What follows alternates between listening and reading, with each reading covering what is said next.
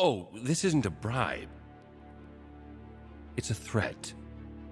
Go on. Take a closer look. You're a monster. You're mistaken. I'm a pragmatist. Right now, I do not come to you as my king. I think of you as my brother. I see the problem now. It's that you believe you are special. You wanted this outcome. How dare you suggest? His death creates opportunity for you. His death breaks my heart.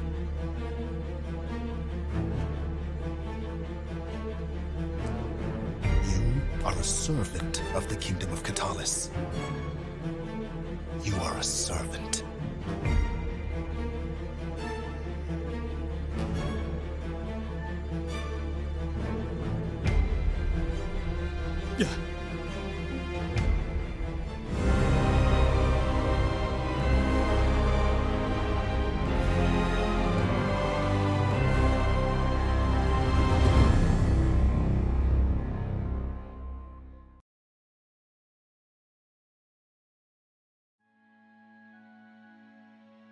As a devoted fan of the Dragon Prince, I can't help but be enthralled by the complexities that Viren brings to the table.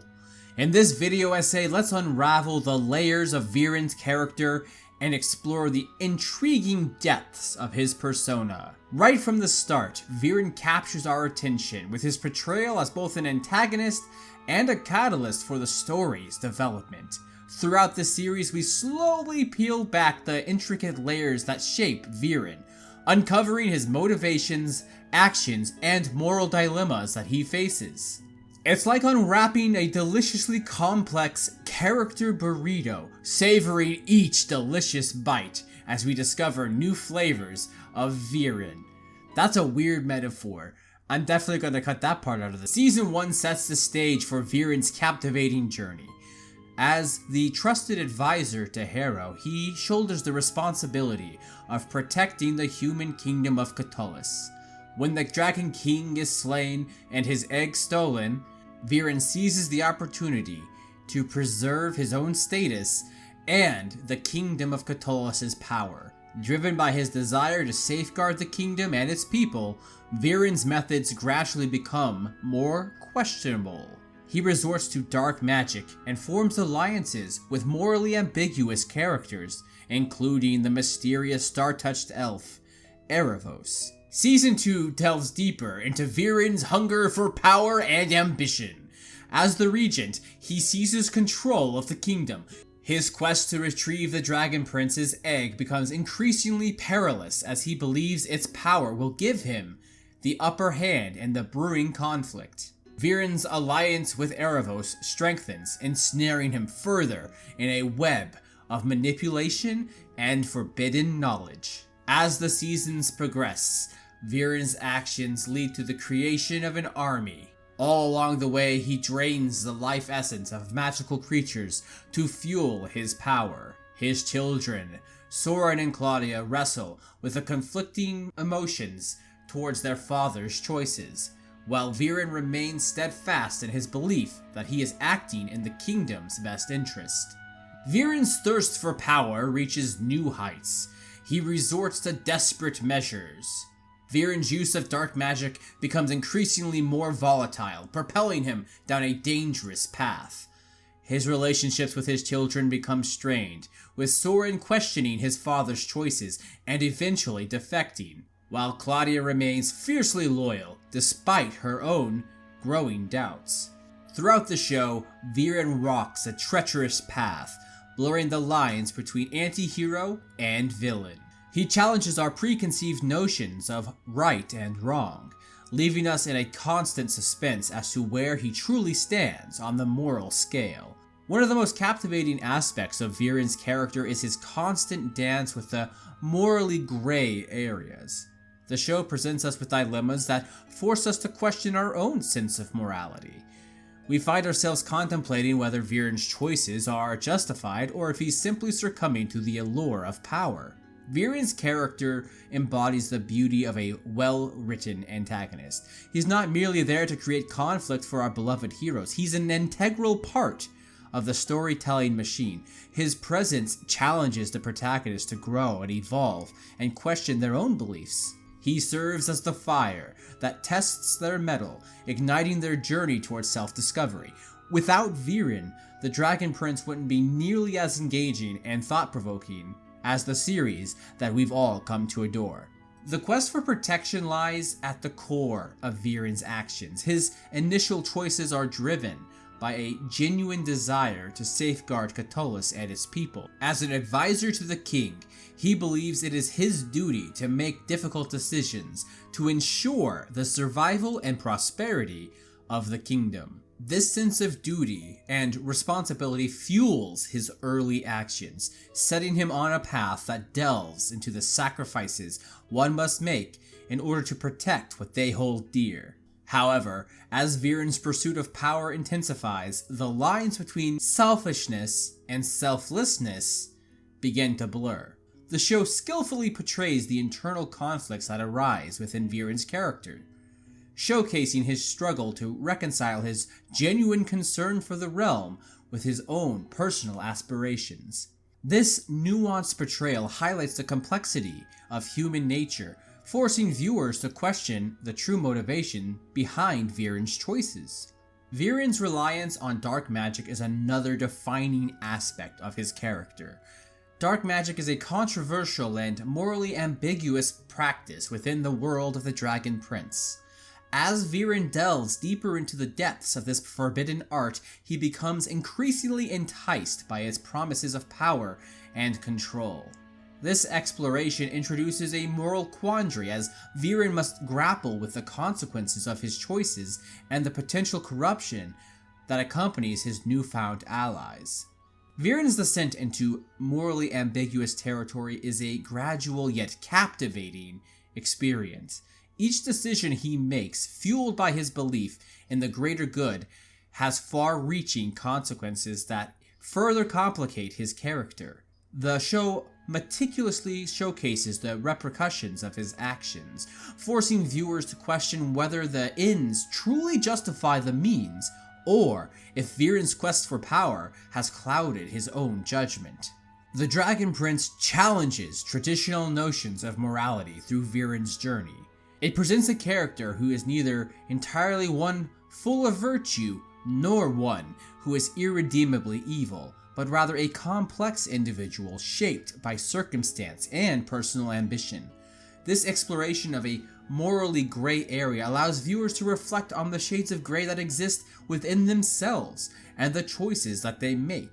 It's very difficult to talk about Viren without exposing a bit of your own personal philosophies and worldview. Viren is such an interesting character in the show. When I first saw him, despite the ominous way he looked at the mirror and his dark attire, I didn't suspect him of being a villain. We met him early on in the story, even before meeting Hero. It wasn't until a few episodes later that I was convinced he was definitely a bad guy. However, I never expected him to go to the terrible lengths he did in later seasons. That truly took me by surprise. Initially, I found myself kind of rooting for Viren. There's something to be said about an underdog story. After he sent his children away to find the princes, he was left completely on his own, with no allies. His desperation to stop the Zadian threat, as more and more elves were attempting to cross the breach into Catullus, made it hard not to empathize with his motivation. He was at war. He was also incredibly passionate about the issues he was concerned with. Like Soren said, I've known Viren longer than anyone here. I mean, because he's my dad, but it took me a long time to understand who my dad really is. And it was hard to see, because I really looked up to him.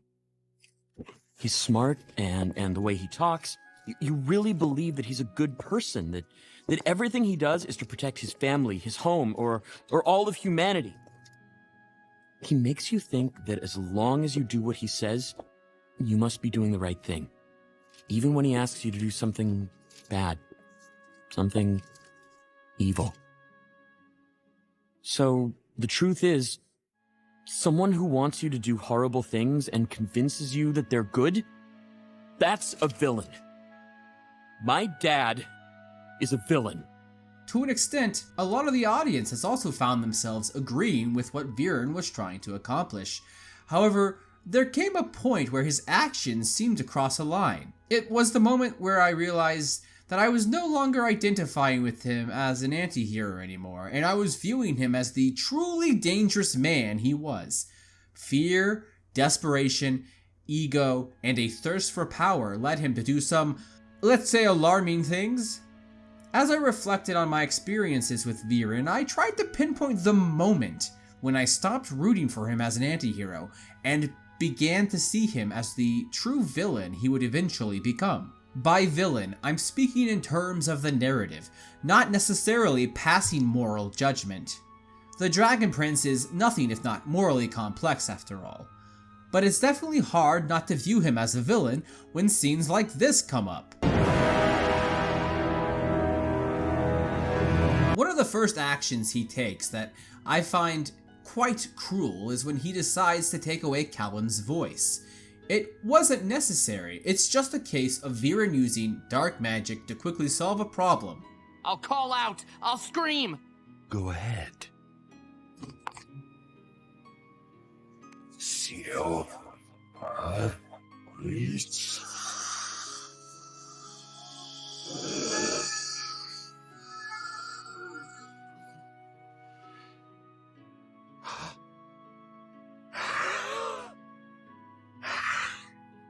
It's a very interesting thought experiment for me to try to figure out when I turned against him, because it wasn't barely one episode later where he literally told Soren to kill the princes. I mean, think about that. These two young boys whom he had watched grow up and were the children of a man who he considered to be his own brother.